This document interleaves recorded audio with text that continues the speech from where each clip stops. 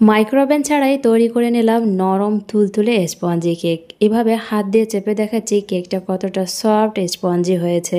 নমস্কার বন্ধুরা, বনশ্রী রান্নাঘরে সবাইকে স্বাগত। আজকে শেয়ার করছি দারুণ মজার একটা কেক। আর কেক দেখেই বুঝতে পারছেন কেকটা কতটা সফট স্পঞ্জি হয়েছে। কেক বানানোর জন্য প্রথমে কেক টিনটা রেডি করে নেব। আমি এখানে তেল ব্রাশ করে নিয়েছি কেক টিনে, আর এখানে স্কোয়ার শেপের একটা কেক টিন নিয়েছি। আপনারা যে কোনো শেপের কেক টিন নিতে পারেন, আর কেক টিন না থাকলে যে কোনো স্টিলের বাটিতেও এই কেকটা তৈরি করতে পারেন। এবার এখানে বাটার পেপার লাগিয়ে নিয়েছি। হাতের কাছে বাটার পেপার না থাকলে যে কোনো হোয়াইট কাগজ ব্যবহার করতে পারেন, তবে লেখা জাতীয় কোনো কাগজ ব্যবহার করবেন না। বাটার পেপার বা হোয়াইট কাগজ না থাকলে এখানে কিছুটা পরিমাণে ময়দা কোট করে নিতে পারেন। বাটার পেপার লাগিয়ে উপরে আবারও তেল ব্রাশ করে নিয়েছি। এবারে কেক টিনটাকে সাইডে রেখে দেব। একটা মিক্সার জার নিয়েছি। মিক্সার জারে হাফ কাপ পরিমাণে চিনি দিয়ে দিয়েছি। চিনিটাকে এবার গুঁড়ো করে নেব। চিনিটা নিজেদের পছন্দ মতো কম বেশি বাড়িয়ে নিতে পারেন, যে যেমন মিষ্টি খেতে পছন্দ করেন।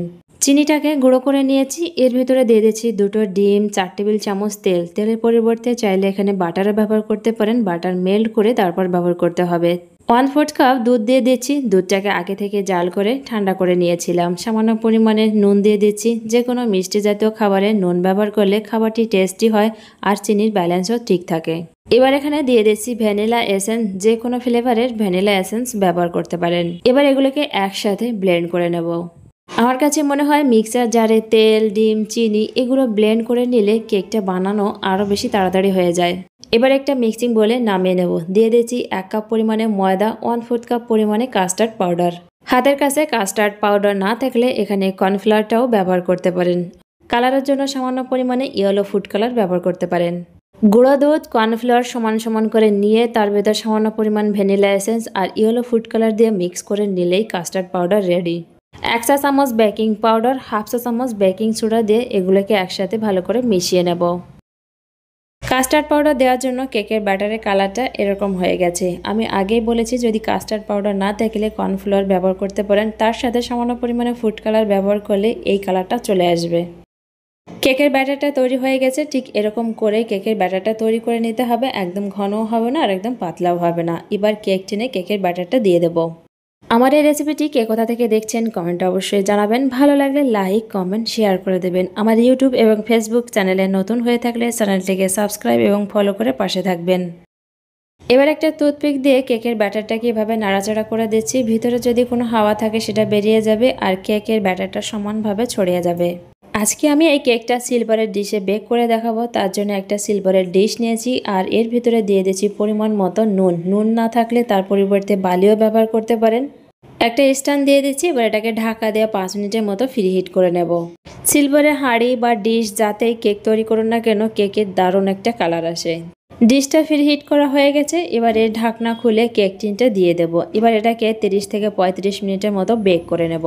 অনেকেরই এই প্রশ্নটা থাকে, কেকটা ঠান্ডা হওয়ার পর ড্রাই হয়ে যায়, কোনো ময়েশ্চার থাকে না, ভিতরটা কেমন হালকা শক্ত শক্ত হয়ে যায়।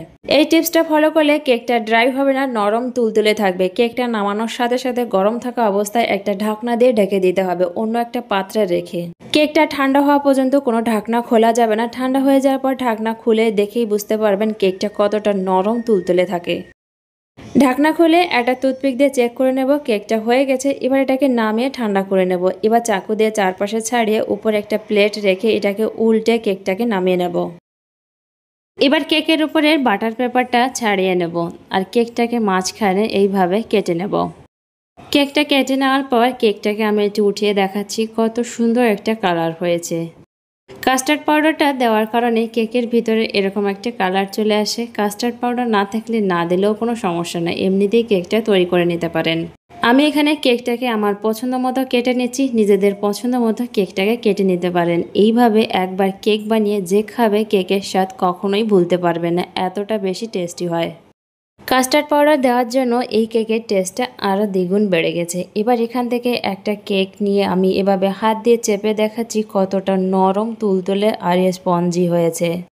এভাবে হাত দিয়ে চেপে এক মুঠো করলেও কিন্তু কেকটা ভেঙে যাবে না, কতটা স্পঞ্জি ও সফট হয়েছে। অবশ্যই বাড়িতে একবার ট্রাই করবেন, ট্রাই করে জানাবেন কেমন হলো।